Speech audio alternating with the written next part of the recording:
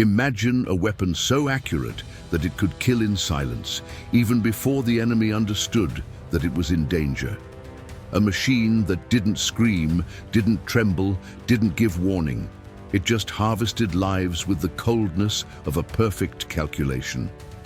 That was the true power of the Roman ballista. It was not just an invention, it was a message, a reminder that Rome didn't need to shout to dominate. All you had to do was aim and get it right. What few tell us is that this machine was responsible for transforming war into geometry and fear into strategy. The enemy did not hear her coming. I only saw the result, bodies on the ground and broken formations. For centuries, the Roman legions dominated the battlefield not only with discipline and strategy, but with a precision that looked more like art. At the heart of this brutal and silent force was the ballista, one of the most devastating secrets of Roman engineering, capable of throwing javelins at over 100 km/h through shields, armor, and the enemy's morale. The ballista was more than a weapon. It was a sharp idea, launched with surgical force, and its origin does not begin with Rome, but with Greek genius. In the 5th century BC, the gastrofetes, the belly bow, appeared. A rudimentary device, yes, but it already hinted at what was to come. This primitive beast used the strength of the warrior's torso to launch projectiles with much greater power than the traditional bow. But the real turning point came in Syracuse, when Dionysius Thuston hired full-time military engineers, an unprecedented feat for the time. It was there, in this cradle of innovation, that the first torsion-powered war machines were born, ropes made of animal tendons or even human hair tensioned to the limit. This twist built up explosive energy, and so the first prototypes of ballistae and catapults emerged. When Alexander the Great laid siege to Tyre in 332 BC, these machines were no longer new, but they were feared.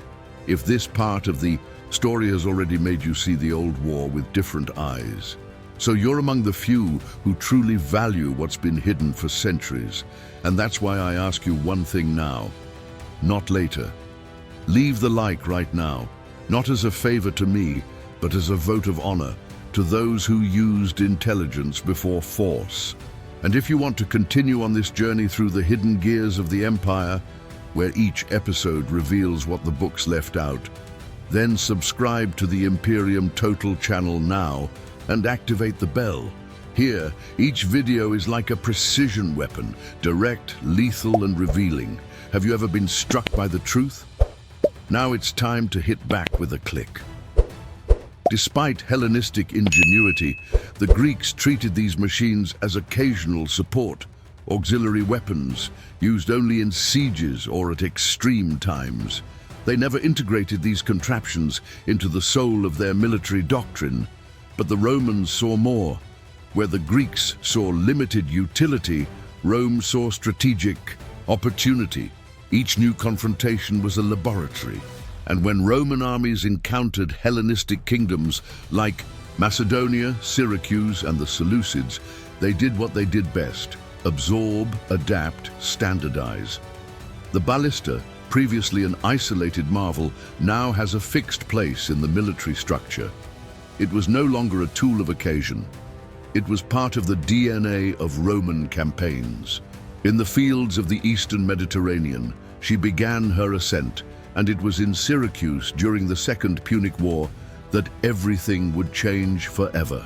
The city resisted fiercely, and from the top of its walls, a name resurfaced with absolute genius: Archimedes. During the siege of Syracuse in 214 BC, the Romans faced an invisible enemy, the mind of Archimedes.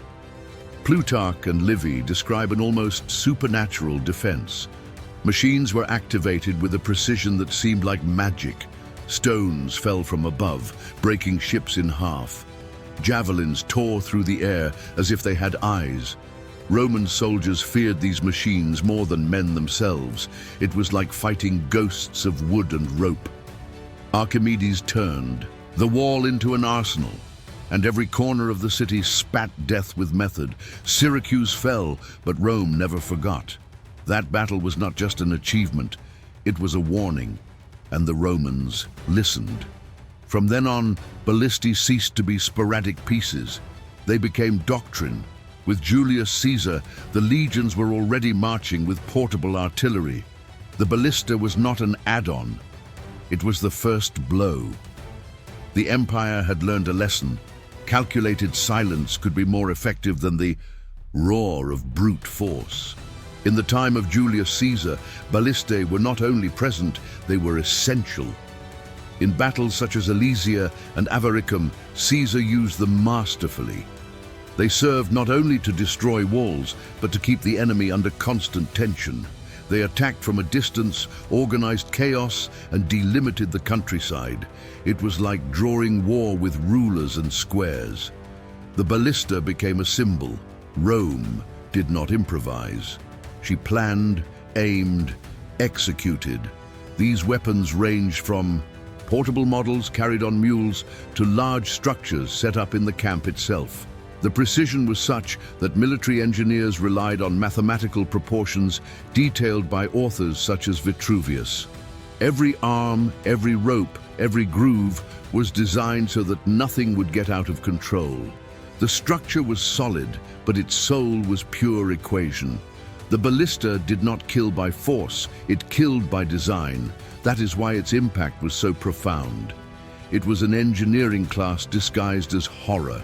The heart of the ballista was its torsion springs, thick ropes made from animal tendons and sometimes even human hair, soaked in vinegar to maintain elasticity. These ropes were compressed by vertical columns called chickpieces. And the greater the tension, the greater the destructive power. The shot was not a parabola like that of a catapult. It was a straight line, cold, rapid, deadly. A hand-cranked winch swung its arms backwards, storing explosive energy. When the trigger was released, the arms fired brutally. In the center, a polished channel called canalis guided the javelin, an iron projectile that could reach 3 feet in length. Some models had metal reinforcements to prevent wear. Every detail was calculated. Nothing was left to chance. Even the weather influenced. Moisture loosened the tendons. Heat shrank them. Therefore, the Valistari adjusted the tension as if tuning a musical instrument. Firing a ballista was art, and error was not an option. The ballista wasn't just a weapon. It was a cog in Roman logistics. Its parts were standardized and numbered, allowing transport in parts and assembly in a few hours anywhere in the empire. The legions marched not only with shields and spears, but also with boxes containing bronze bolts, sinew ropes, wooden brackets, and detailed manuals. Each camp included raised platforms in the corners, prepared exclusively for ballistae. From there, the perimeter was guarded, preventing night ambushes and cavalry attacks. The firing was not random. It had clear targets, exact directions, measured distances. In the open field, as the infantry advanced, the ballista had already done its damage. It was the prelude to destruction. A psychological attack even before physical contact. The enemy knew the first impact would come from where you can't see it, and when you hear it, it's too late. Rome thought about war with surgical precision, and the ballista was the perfect extension of that strategic mind. Unlike other siege weapons, the ballista didn't give fear time to grow. It enforced it immediately. There was no whistling, no bow in the air, no roar of a giant stone, just a dry sound. And the result? A pierced body, a toppled commander, a broken rank. During the siege of Jerusalem in 70 AD, Flavius Josephus recounts that the defenders feared the ballistae more than the legionaries themselves. Projectiles tore off limbs, threw bodies from the walls, and spread terror like an invisible spectre. In the open field, the Romans aimed at leaders, banners, light cavalry. The order was simple: demoralize before killing. Imagine the scene. An enemy commander raises his sword to motivate his men, and an iron bolt pierces it, silencing the troops. The war changed there. At that moment, fear began to command the enemy army, and when fear leads, defeat is only a matter of time. Not even the sea was a refuge. The Romans adapted smaller versions of the ballista, such as the Scorpio, for naval use. These machines were mounted on the bows of warships, pointed like eyes of steel, ready to blind the enemy. At the Battle of Actium in 31 BC, the ships of Octavius, the future Emperor Augustus, used ballistae to destroy masts, tear sails, and clear decks before they even boarded. It was the union of two lethal forces, maneuver and precision, each shot aimed at the enemy's mobility. A boat without direction was doomed. Artillery was so accurate that it became part of naval strategy. The Romans understood that in war, seeing before, thinking before, and attacking before was the secret of victory, and the ballista fit that perfectly. Whether on land or sea, it was the same, silent, mathematical, fatal. The enemy did not see a soldier. Via a warning, Rome is watching you, and it could hit you before you think about reacting. With the fall of the Western Roman Empire, the calm ballista disappeared along with him. Engineering schools were closed, ballistae dispersed, and technical treatises fell by the wayside. For centuries, Europe walked in the dark, with no clear trace of that warlike intelligence. Only the Byzantine Empire tried to keep the flame burning with smaller versions such as the Ballista, but none of them matched the power of the originals. Even so, the legacy survived. Medieval beasts inherited their principles. The trebuchets adopted his calculation logic, and centuries later, minds like Leonardo da Vinci would rediscover Vitruvius' writings, marveling at a weapon that turned war into an equation. The ballista was not just a tool, it was a symbol. It was Rome saying to the world, "It is not enough to be strong, it is necessary to be exact." Each shot was a signature of the civilization that dominated planning the most. And as she silenced the fields with deadly precision, Rome muttered her eternal creed. The future belongs to those who master calculation in the midst of chaos. If this content taught you something you never heard in history class, then it has already fulfilled its role to open your eyes to a Rome that no one dares to reveal.